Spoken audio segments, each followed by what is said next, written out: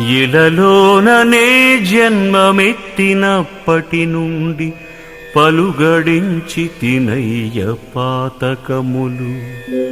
తెలిసి చేసితి కొన్ని తెలియజాలక చేసి బాధనుంది తినయ్య పద్మనాభ. అనుభవించెడినప్పుడతి ప్రయాసం బంచు ప్రజలు చెప్పగ చాలా భయము కలిగి. ఎగిరిపోవుటకునై ఏయుపాయంబైన చేసి చూతమటన్న చేత కాదు.